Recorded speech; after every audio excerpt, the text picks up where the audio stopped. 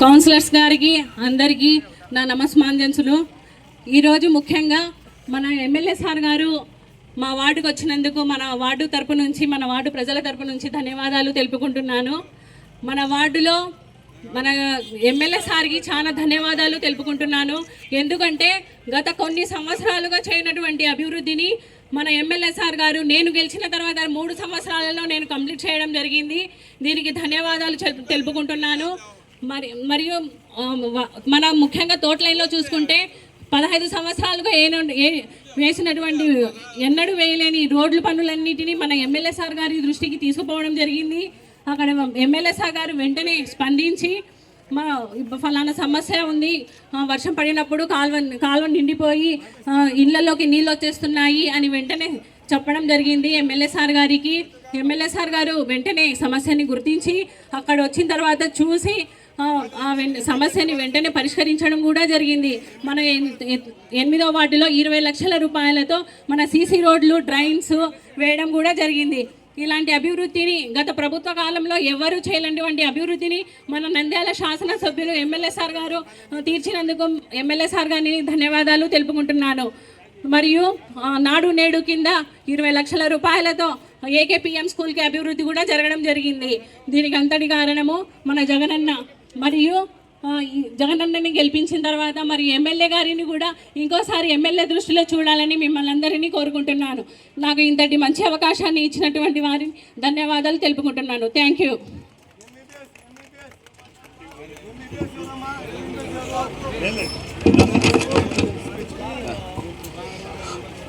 వేదికను అలంకరించిన గౌరవ పెద్దలందరికీ, వేదిక ముందరున్నటువంటి పెద్దలకి, మా అక్క చెల్లమ్మలకి, మా అన్న తమ్ముళ్ళకి, మా అవ్వ తాతలకి అందరికి కూడా పేరు పేరున నా నమస్కారాలు తెలియజేసుకుంటూ, చాలామంది పెద్దలు మాట్లాడే వాళ్ళు చాలామంది ఉన్నారు.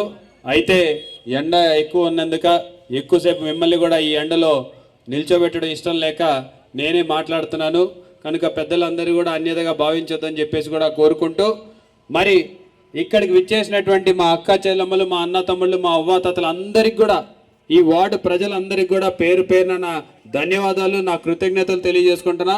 ఎందుకంటే ఈ వార్డులో ఈరోజు మనం 3 సంవత్సరాలలో అభివృద్ధి కార్యక్రమాలు చేయగలిగినామన్నా, లేదంటే నంద్యాలకి 3 సంవత్సరాలలో ఎన్నో మంచి కార్యక్రమాలు మనం చేయగలిగినామన్నా దానికి కారణం నేను ఒక్కడనే కాదు, మీరందరూ కూడా. ఎందుకంటే మీరు ఓట్లు వేసి గెలిపిస్తేనే నేను ఈ పనులన్నీ కూడా చేయడం సాధ్యమైంది. కాబట్టి మీ అందరికీ కూడా మరొకసారి పేరు పేరున నా ధన్యవాదాలు తెలియజేసుకుంటున్నా.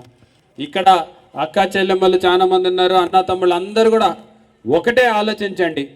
ఈ 5 సంవత్సరాలకి సంబంధించిన మేనిఫెస్టో అంటే ఎలక్షన్లు అప్పుడు చేసేటువంటి వాగ్దానాలు మేము పదే వైఎస్ఆర్సీపీ వాళ్ళం గుర్తు చేస్తూ ఉన్నాం.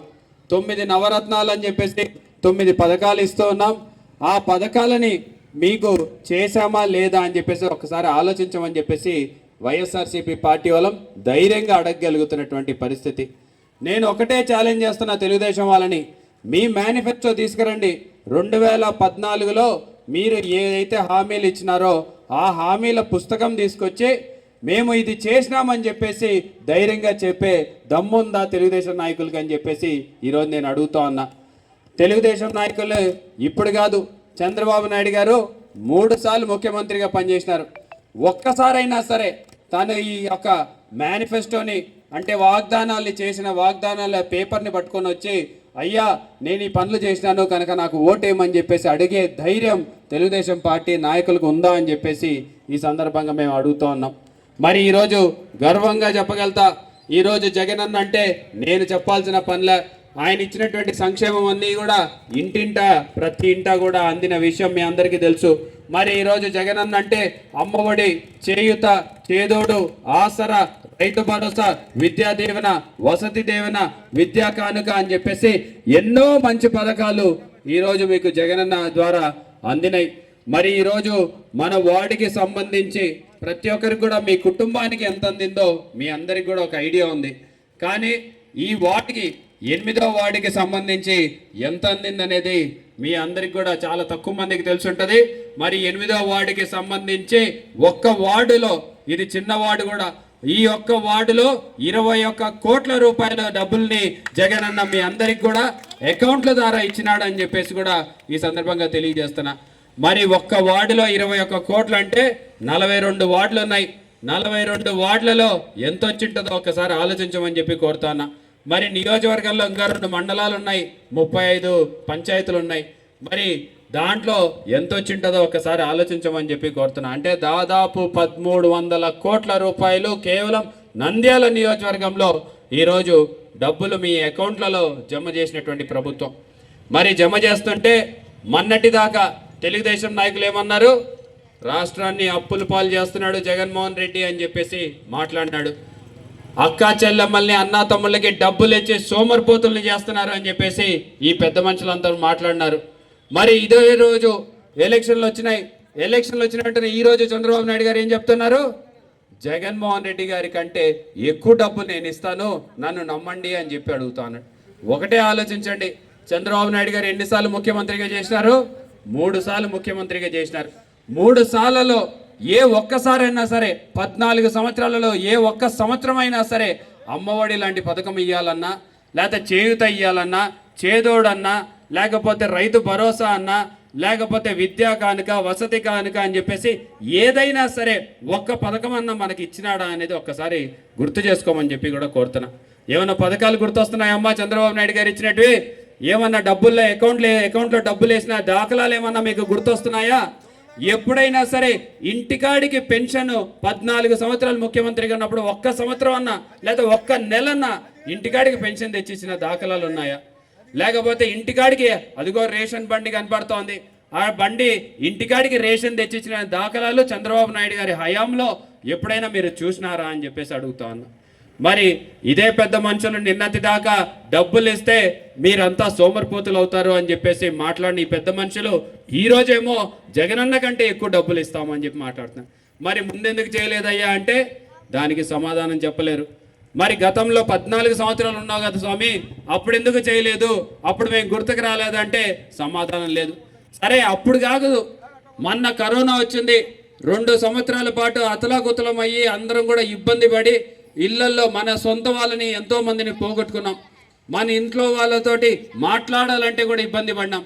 మన వాళ్ళ ఆరోగ్యాలు చెడిపోయి హాస్పిటల్లో ఉంటే కనీసం ఒక్క తెలుగుదేశం నాయకుడు అన్నా సరే ఈ నంద్యాలలో మీకు వీధుల్లో కనపడినాడా అని చెప్పేసి నేను ఈరోజు అడుగుతా ఉన్నా. ఒక్క తెలుగుదేశం నాయకుడన్నా మీకు వచ్చి ఏదైనా సహాయ సహకారాలు అందించినారా అని చెప్పేసి ఒక్కసారి గుర్తు తెచ్చుకోమని చెప్పేసి కూడా కోరుతున్నా. ఈరోజు ధైర్యంగా చెప్పగలుగుతాం, మన వైఎస్ఆర్సీపీ పార్టీ నాయకులు ఆ రోజు ధైర్యంగా సందులు పట్టుకొని తిరిగి నేను కూడా సొంత నిధులతోటి ఆ రోజు నాకు చేతనైనంత కూరగాయల్లో, పండ్లో, మాస్క్లో, శానిటైజర్లో, లేకపోతే ఇంటికాడికి వచ్చిన వాళ్ళకి సరుకులు ఇచ్చో ఏదో ఒక రకంగా మనకి చేతనైనంత మనం సహాయం చేయగలిగాం. మరి వాలంటీర్లను పెట్టి ఇంటింటికి ఫీవర్ సర్వేలు చేసేసి ఈరోజు ఎవరికైనా కరోనా సోకింటే వెంటనే వాళ్ళని తీసుకెళ్లేసి వైద్యం చేయించినటువంటి పరిస్థితి ఈ ప్రభుత్వంలో ఉంది. మరి అటువంటి కష్టకాలంలో మనకి అండగా నిలవాల్సినటువంటి నాయకులు అంటే తెలుగుదేశం నాయకులు ఏ ఒక్కరన్నా మీకు కనపడినారా? ఏ ఒక్కరన్నా వచ్చి మీకు సహాయపడినారా? ఏ ఒక్కరన్నా సరే మీకు అందుబాటులో ఉన్నారా అనేది ఒక్కసారి ఆలోచించమని చెప్పి కోరుతున్నా. అంటే కష్టాల్లో ఉన్నప్పుడు మాత్రం మీరు గుర్తుకు రారంట, కష్టాల్లో ఉన్నప్పుడు మాత్రం మన కన్నీళ్లు తుడచడానికి మాత్రం వాళ్ళు రారంట.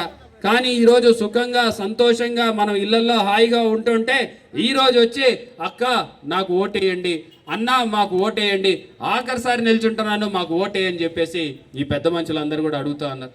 మరి ఈ పెద్ద మనుషులందరూ కనీస బాధ్యతగా ఆ రోజు ఇబ్బంది పడుతున్నప్పుడు ఒక్కరన్నా మొహం చూపించినంటే మనం కూడా ఓటు అడిగే హక్కు వచ్చేది కదా అని చెప్పేసి ఒకసారి ఆ తెలుగుదేశం నాయకుల్ని ఆలోచించుకోమని చెప్పి కోరుతున్నా.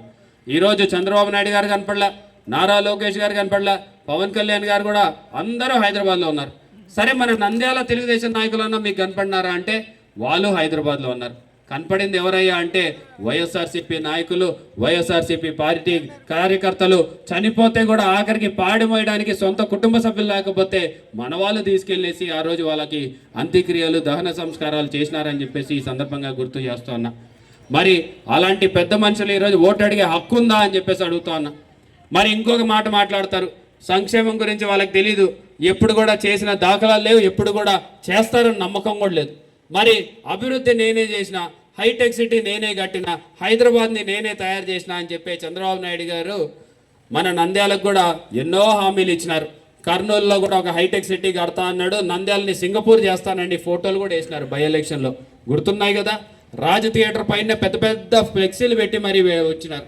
ఈరోజు నేను ధైర్యంగా చెప్పగలుగుతా, మనము 3 సంవత్సరాలలో చేసినటువంటి అభివృద్ధి కార్యక్రమాలు ఈరోజు మన ప్రత్యర్థిగా రాబోతున్నటువంటి ఫరూక్ గారు దాదాపు 21 సంవత్సరాలు అధికారంలో ఉన్నారు. 21 సంవత్సరాలు, 15 సంవత్సరాల పాటు ఎమ్మెల్యేగా, 6 సంవత్సరాల పాటు ఎమ్మెల్సీగా ఆయన పనిచేసినారు. దాంట్లో 17 సంవత్సరాల పాటు ఆయన గవర్నమెంట్లో ఉన్నాడు, అధికారంలో ఉన్నాడు. దాంట్లో 5 శాఖలకి మంత్రిగా కూడా పనిచేసినారు. నేను ఈరోజు ఛాలెంజ్ చేసి అడుగుతా ఉన్నాను, 3 సంవత్సరాలలో మన ప్రభుత్వం చేసినంత అభివృద్ధి వాళ్ళ 21 సంవత్సరాలలో చేయగలిగినాడా? ఒక్కసారి చేస్తే చెప్పమని చెప్పేసి ఈ సందర్భంగా నేను వాళ్ళని అడుగుతా ఉన్నా. ఈరోజు ధైర్యంగా చెప్పగలుగుతాం, మనకు వచ్చిన 3 సంవత్సరాల కాలం, 2 సంవత్సరాలు కరోనా తీసేస్తే 5 సంవత్సరాలలో 3 సంవత్సరాలు మిగిలింది. మరి ఈ 3 సంవత్సరాలలో నంద్యాలని జిల్లా చేసుకున్నాం. నంద్యాల